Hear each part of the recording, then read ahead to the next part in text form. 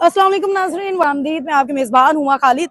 और आज मैं लेकर आई हूँ आपको बहावलपुर में नवाब सादिक के पैलेस में। आइए आज ज़रा अंदर चलते हैं, आपको दिखाते हैं कि इस पैलेस में क्या क्या है और ये पैलेस जो है वो दिखने में कितना खूबसूरत है, जो कि उस टाइम नवाब साहब यूज़ भी करते थे। तो आइए ज़रा चलते हैं।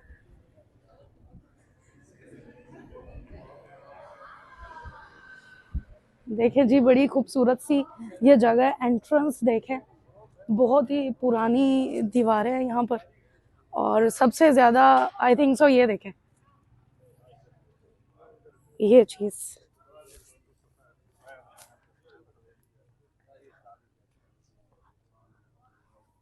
ये इसका अंदर से व्यू है।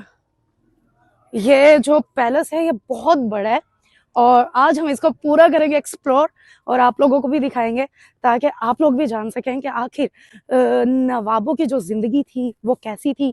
और नवाबों के बारे में आपने सुना भी बहुत होगा, उनकी कहानियां कितनी सच्ची थी। तो आए चलते हैं। अस्सलाम वालेकुम जी। आज का दिन है बहुत ही ख़ास, क्योंकि आज हम हाकरा स्काई लैंटर्न फेस्टिवल के लिए यहाँ आए हुए हैं। हमारा पहला स्टॉप बनता है सादिकगढ़ पैलेस। आप लोगों ने सादिकगढ़ पैलेस के हवाले से बहुत सी किस्से और कहानियाँ सुनी होंगी, लेकिन आज हम आपको वो बातें बताएंगे जो शायद आपने पहले ना सुनी हो। ये महल अपनी खासियत के लिए मशहूर है। क्यों? क्योंकि आप देख रहे होंगे ये वाइट पैलेस है, और वाइट पैलेस पे जितना भी मार्बल लगा है, ये वो सारा मार्बल है जो वो एक अजीम मकबरा है इंडिया में, ये उसी क्वालिटी का यहाँ पे सारा ये जो आपने देखे संगमरमर लगा हुआ है वो ये है।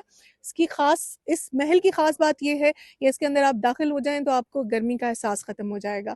यहाँ पे खास तौर पे बने हुए चश्मे, जो लाइन्स फोर्ड हैं, एक जगह ऐसी है जहाँ आप जाएंगे जहाँ पे नवाब साहब जो हैं वो बैठा करते थे, तो दोनों चारों अतराफ में फवारे लगे हैं और वो इतने खूबसूरत हैं कि समझ ये आती है कि काश के हम उस दौर में वापस चले जाएं।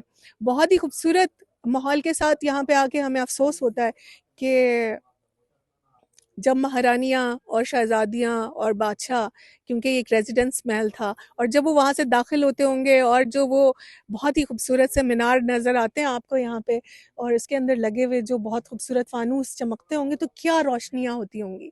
मैम हमें ये बताइएगा कि नवाब साहब की यहाँ पे कौन कौन सी यादगार चीजें मौजूद हैं? यहाँ पे आप विजिट करेंगे जिस वक्त, तो यहाँ पे खास तौर पे आपको नजर आएगा उनका एक बहुत ही बड़ा कारखाना, जो गाड़ियाँ हैं वहाँ पे उनकी कीमती गाड़ियाँ मौजूद हैं यहाँ पे जो पड़ी हुई हैं।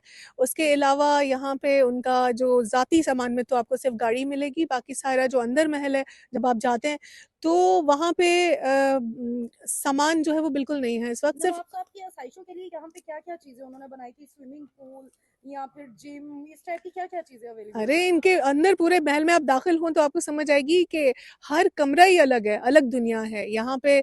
हम सोचते थे कि जी आप स्विमिंग पूल जिस तरह से देखते हैं, it's not a swimming pool.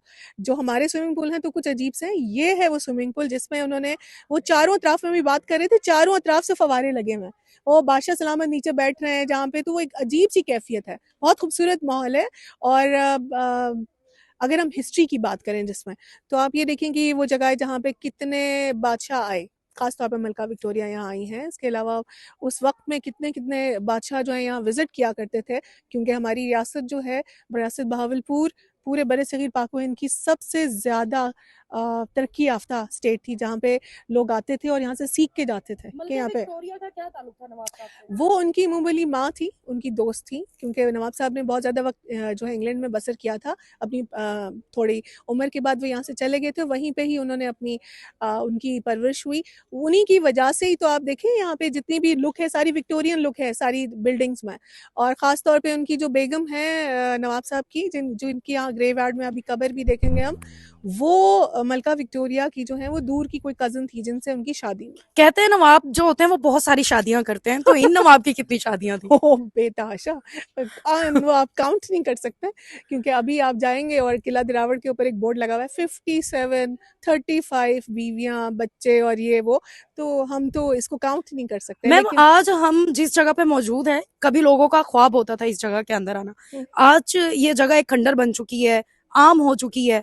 तो इस बारे में आप क्या सोचती हैं, क्या कहती हैं, या हुकूमत पाकिस्तान जो है उन्हें क्या करना चाहिए? देखिए, हम लोग कोशिश कर रहे हैं। हमारी कोशिश क्या है कि हम हाकरा स्काई लैंटर्न फेस्टिवल को क्यों यहाँ करते हैं, उसकी वजह ये हम चाहते हैं कि जो हमारा स्टेट है, हमारी गवर्नमेंट है, इसको ओन करे।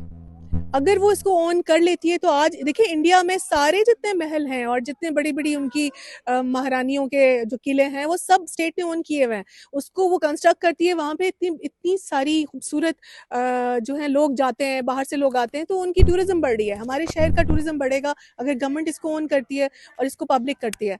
लेकिन कुछ बातें सिर्फ कहने की होती हैं, मुझे लगता नहीं है कि इस तरह की चीज़ें हो पाएंगी।